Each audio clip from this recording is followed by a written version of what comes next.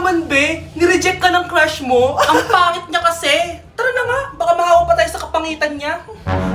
Humanda kayo sa akin. Maghihiganti ako sa inyo. A few moments later. Sorry guys, I'm late. Sino yan?